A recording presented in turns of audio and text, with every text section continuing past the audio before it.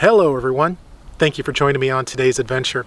I'm in Northeast Indiana in the small town of Spencerville, where I'm visiting the historic Spencerville Covered Bridge. I want to invite you to come along.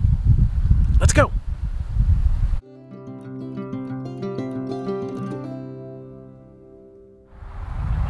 Before we go visit the covered bridge, I thought we'd talk a little bit about the history of covered bridges. We can trace covered bridges back to 700, 800 BC, and they can be found worldwide. But when we think of covered bridges here in the United States, well, that begins back in the early 1800s. It was at that time settlers and pioneers were moving west. They were in covered wagons, they were on horseback, they were on foot. And as they moved west, they came across rivers and creeks and other obstacles that they couldn't cross. Thus became the need for bridges. Now, the most readily available material to build bridges at that time was wood, and that's what they began building bridges out of. But they soon learned that if you just build a bridge of wood, its lifespan's going to be short, 20 years or less. But if you covered that bridge, you gave it a floor, sides, and a roof, and enclosed it, well, that bridge could last 100 years, or as we know now, even longer for people to use. It's interesting to note that many of those early covered bridges were actually toll bridges. They were owned by individuals or companies that would build the bridge, and then they would charge a toll to cross it at that time. Estimated that there were 14,000 to 17,000 covered bridges built in the 1800s, most of those between 1825 and 1875. Today we believe there's approximately 750 covered bridges still in the United States. 250 of those, I believe, are on the National Historic Registry for people to see. If we look at a map, there are 30 states that currently have covered bridges. Most of those are east of the Mississippi, with Pennsylvania being the #1 state with just over 200 bridges, Vermont second with just over 100 bridges, and Indiana is third with 98 covered bridges. If we want to break down a little bit further on a bridge, there are really 4 key components that go into a covered bridge. You have trusses underneath that run about 20 to 30 feet. You have a decking on the trusses, you then have sides, and then you have a roof. So that's there.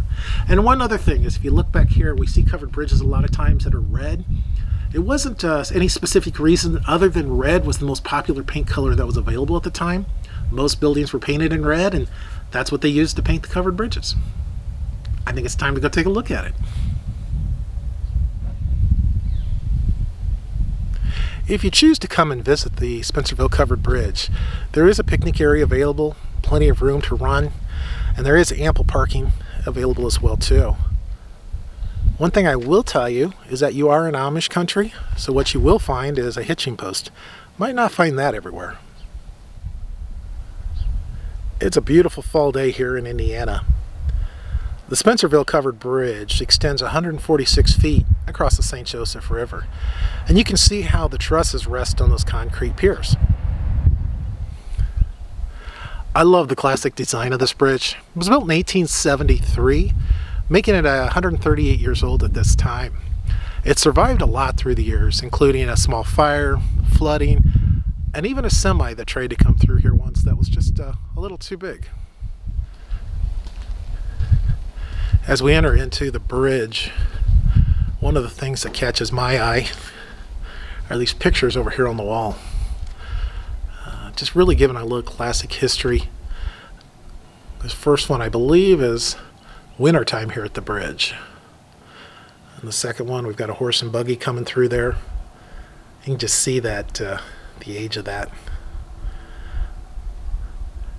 A lot of times this was a place for social events as well too. A little gathering there in front of the bridge. A little classic look, maybe about the 1950s, I think, in that one there. I mentioned the semi that tried to come through and they didn't quite make it.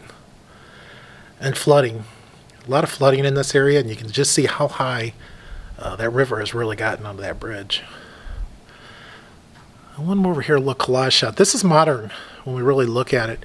We have a young man playing a guitar up there. We've got a local event going on. Looks like some sort of a picnic. We can see construction on the bridge, renovation on it. There was a major renovation in 1981, and it was at that time it was added to the National Historic Landmark. And then again, they just completed a recent renovation. It was about 3 years on this bridge as well too. Proposal. I hope she said yes. Up in the corner here we can see again another buggy going across, and this one down here I've always liked. It's I believe that's a Model T coming out the bridge as well too. You know, we have the trusses. If we talked earlier about the bridge construction, we have trusses that are underneath us here on the floor, and those are covered with the decking. And we can see how the trestles, almost like, think about that on a train track, the way they crisscross, holding the sides together. We've got the board and batten siding on the side of it, as well as the roof up top. The four definitions of a covered bridge. And across the way you can see the modern bridge. This bridge is still accessible. We will take a drive over this before we leave.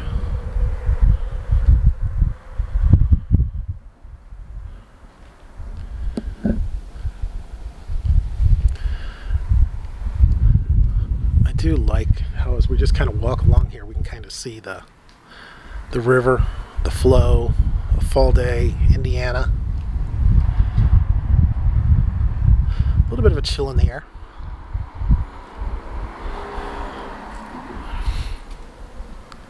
But really a sight to see if you're in this area. And one of the things that unfortunately we do see is graffiti. I don't quite understand that, but anyways, they do have cameras that they've installed, so we're being watched actually right now as I film this. But hopefully they're trying to keep an eye on maybe who does cause the graffiti. See if they can clean it up a little bit.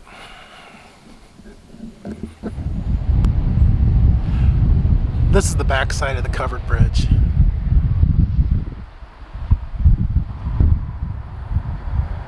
And I love this little deckway.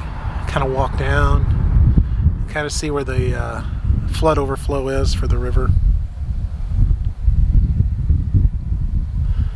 Come out here.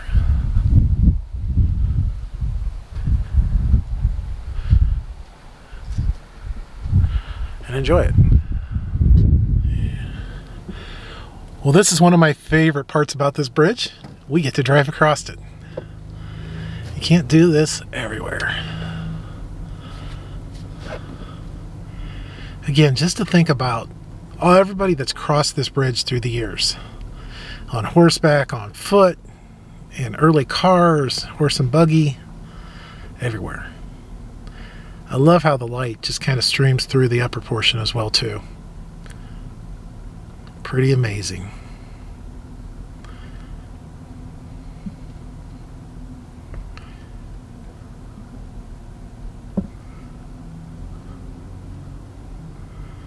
Well, everyone, this concludes today's adventure.